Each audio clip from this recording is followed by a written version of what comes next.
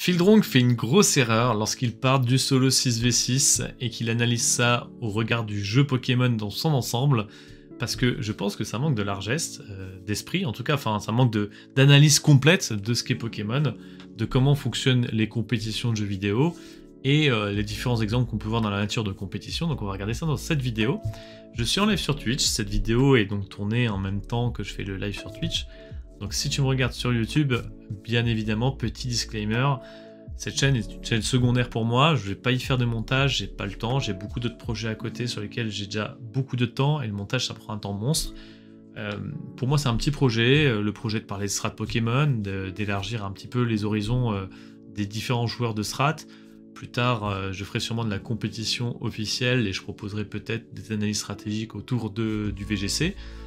Encore est-il que je suis pas parti pour en faire du montage ou pour en faire beaucoup de trucs trop sérieux. Cependant, je suis chaud pour que ça aille plus loin. Donc si vraiment il y en a qui veulent rejoindre la team pour faire des vidéos autour de Pokémon, bah, il faut pas hésiter à me contacter. Mes messageries sont ouvertes et franchement, cool pour discuter, pas de souci. Donc dans cette vidéo, fin du disclaimer, même s'il va y en avoir un autre petit qui est vis-à-vis de Fieldrong. Fieldrong parle souvent de stratégie Pokémon, je vous recommande d'aller voir ses guides Pokémon, ses guides analyse stratégique par exemple qu'il a fait il y a quelques temps. C'est vraiment intéressant, et Fieldrong que j'ai connu par le passé a un point de vue sur Pokémon qui n'est pas le mien. Moi déjà, à l'époque où on s'est connus, j'étais plutôt un compétiteur de VGC, donc j'avais déjà quitté le navire Smogon, et j'avais déjà un regard critique que j'ai toujours eu finalement vis-à-vis de Smogon. Aujourd'hui, ouais, bon alors du coup voilà, forcément, vu que je fais pas de montage, là il y a des moments où je suis un petit peu en train d'hésiter sur mes paroles. Je vais essayer d'être le plus fluide possible et d'éviter de faire des ou des trucs comme ça. Mais ça veut dire que par moment, je vais avoir des temps de silence pour réfléchir à ce que je dis. Ça veut dire que par moment, quand je fais des longues phrases, je vais prendre des grandes respirations, voire même je vais reprendre ma respiration par moment parce que je fais que parler. Mais le point sur lequel je vais revenir surtout, et sur lequel on va discuter aujourd'hui, c'est l'argument de Fieldrong, comme quoi Pokémon, dans son jeu solo, propose d'être en solo 6v6, et donc du coup, c'est pas logique que dans la compétition officielle, on se retrouve à faire du duo 4v4, ou alors que sur le leader en combat classé, on a du solo 3v3, mais pas de solo 6v6.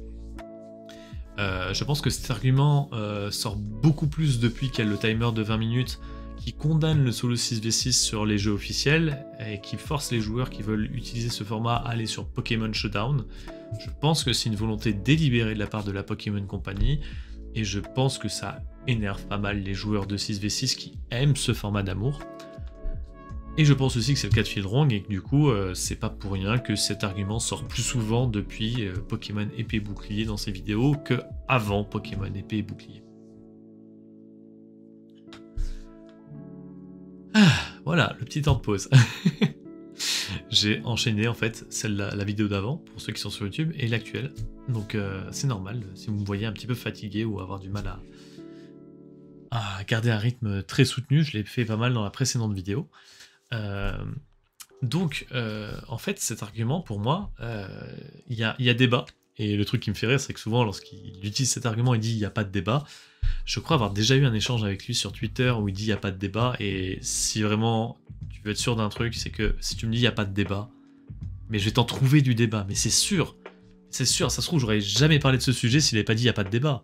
Mais moi, tu me dis il n'y a pas de débat. Je fais ah là, s'il n'y a pas de débat, bah, je vais en faire du débat. T'inquiète pas que je vais en faire du débat.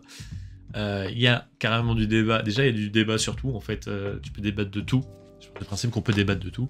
Rien n'est tout noir ni tout blanc. Donc en fait, il y a toujours un moment où tu peux trouver la part d'ombre dans la lumière. Tu peux trouver la petite lueur dans l'obscurité. Donc du coup, il y a toujours moyen de contredire une vision des choses. Une vision du monde. Et là, je trouve qu'elle est très discutable en fait. Alors déjà, première analyse, c'est le seul jeu sur lequel ça se joue comme ça. Enfin, c'est le seul jeu sur lequel tu peux faire du solo 6v6, mais en compétition, t'es en duo 4v4. Non. Non. Typiquement, t'as des MMORPG, je pense à Dofus notamment, où quand tu joues en PvE, quand tu joues en mode MMORPG, t'as un certain nombre de règles qui se mettent en place, le jeu est tel qu'il est, t'es pas limité forcément, t'arrives pas dans un donjon où on t'interdit des équipements ou des choses du genre, on force pas une compo et tout ça. Et pourtant, en fait, dans les différents tournois qu'il y a eu dans Dofus, il y a eu des tournois où, par exemple, c'était des équipes de 3. Pourquoi des équipes de 3 et pas des équipes de 8, alors que dans tout le jeu, tu peux jouer en équipe de 8, tu vois, enfin... et je pense que c'est absolument pas le seul jeu, d'ailleurs, hein. Globalement, tous les jeux sont comme ça. Et puis, si on suit cet argument-là, en fait, il faut aussi l'appliquer à tout le monde. Donc, on va l'appliquer à Smogon aussi. Dans le jeu Pokémon, tu as le droit d'utiliser Mewtwo à partir du moment où tu l'as capturé. Donc dans la compétition Smogon, tu as le droit d'utiliser Mewtwo à partir du moment où il est disponible. Et c'est pas cohérent d'avoir que le format principal de Smogon interdise ce Pokémon vu qu'on peut le jouer dans l'aventure. Enfin voilà, ça c'est un argument de mauvaise foi bien évidemment. On sait très bien pourquoi Mewtwo n'est pas disponible en overuse au format Smogon. Mais vous comprenez l'idée. Déjà qu'il y a débat forcément parce qu'il y a une... il y a 2 poids 2 mesures sur la règle que propose Finlong dans son analyse du sujet. Ensuite, je pense que c'est louper une grande partie de l'histoire en fait de la stratégie Pokémon. Et là, je vous renvoie sur la vidéo précédente. Je vais résumer un petit peu les éléments qui vont nous intéresser ici. C'est que la stratégie Pokémon, en fait, c'est pas juste Smogon. La stratégie Pokémon, notamment pour des joueurs français qui n'avaient pas forcément Internet quand Pokémon est sorti, enfin, la plupart n'avaient pas Internet quand Pokémon est sorti, quand Pokémon Or et Argent, beaucoup ne l'avaient pas non plus, et Smogon a fini par percer en France qu'à partir de 2007, hein, avant les tournois qui étaient organisés par les fans n'étaient pas sous le format Smogon, donc il s'est passé 3 ans de Pokémon Ruby Saphir où les tournois organisés par les fans n'étaient pas au format Smogon, c'était du solo 3v3, je me demande s'il n'y a pas une item close aussi ou des trucs du genre.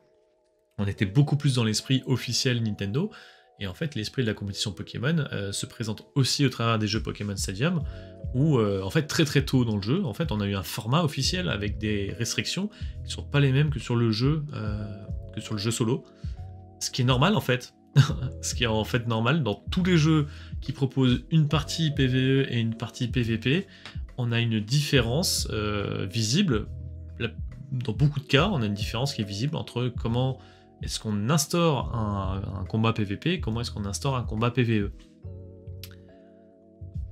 Je rebois de l'eau. Ah, c'est de l'eau. Il y a de l'anthésite là-dedans, je vous conseille.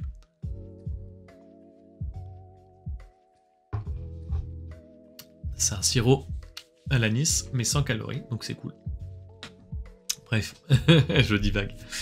En fait, dans ces jeux-là, en fait, dans Pokémon Stadium, dans Pokémon Colosseum, on avait déjà des règles où on avait un team review et où on sélectionnait 3 Pokémon en solo sur notre équipe de 6. Et en fait, c'est tout bête à comprendre, mais déjà dans la série Pokémon, dans la première saison de la série Pokémon, dès les premiers combats d'arène, on fait un distinguo entre un combat amical et un combat officiel. Alors dans le jeu Pokémon Rouge et Bleu, il n'y a pas de restriction à ce niveau-là, mais en fait, dans l'animé, déjà à l'époque, il existe. Donc un fan de Pokémon de la première heure a déjà été confronté au fait que dans Pokémon, il y ait des notions de match amical et de match officiel. Et là, pour le coup, je vais venir plus dans les sports.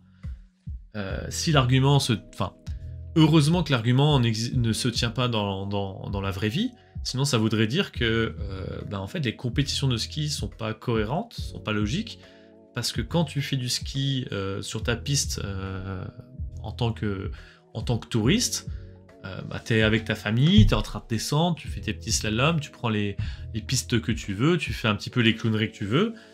Quand t'arrives en compétition de ski, par exemple des slaloms, c'est balisé, c'est sur une piste précise, tu joues pas du tout dans les mêmes règles, il y a sûrement des choses qui sont interdites d'ailleurs, des choses qui sont interdites dans le sport du ski, dans la compétition de ski, qui sont pas interdites dans le ski de loisir. Et c'est normal en fait, et Pokémon, l'aventure solo, c'est le Pokémon de loisir.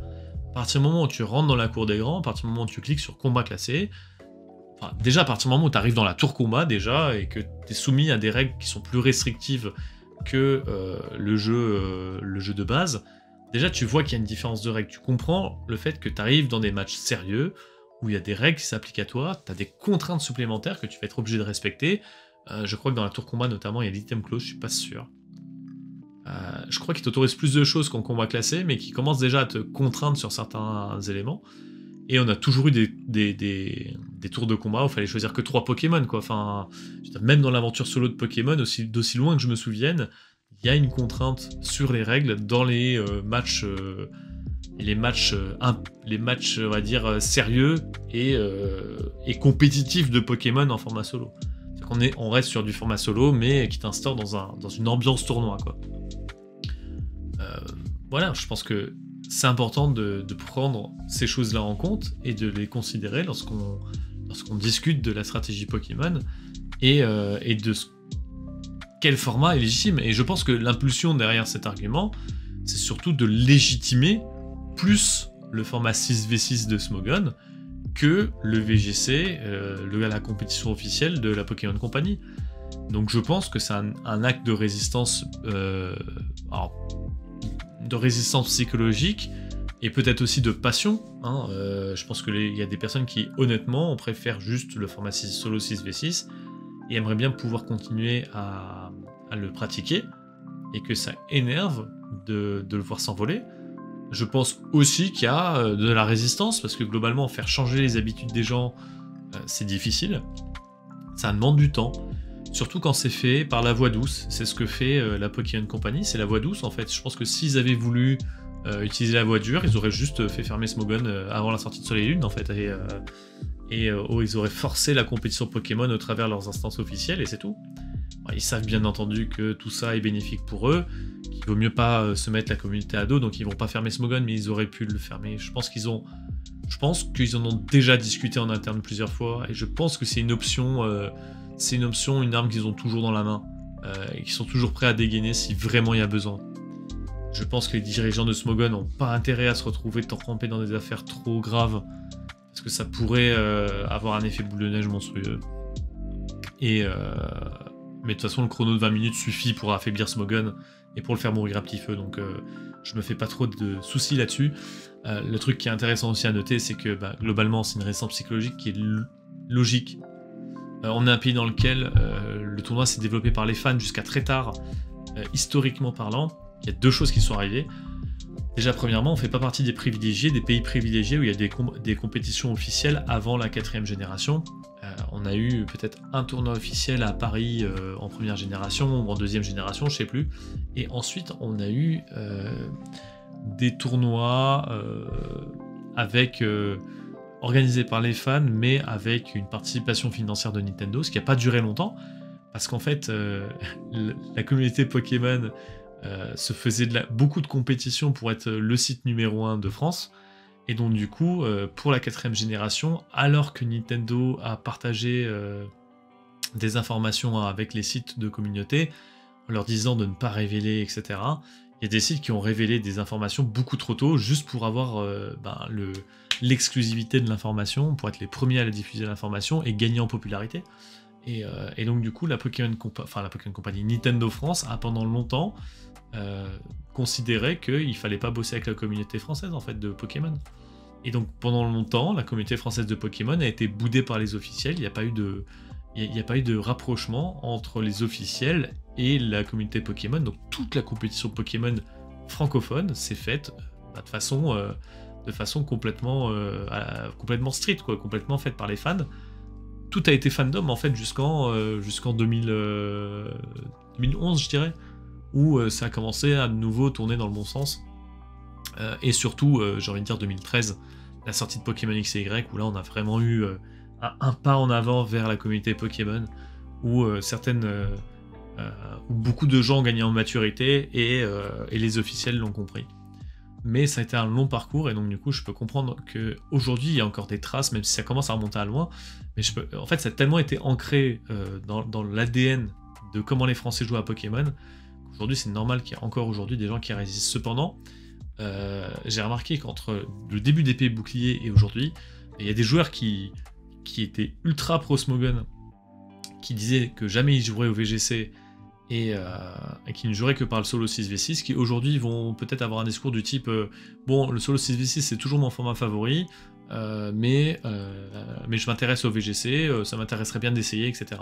Et en fait, le piège tendu par la Pokémon Company en mettant le chrono de 20 minutes pour faire couler en fait Smogon. Il y a beaucoup de gens qui défendaient Smogon qui aujourd'hui s'en fichent un peu de Smogon.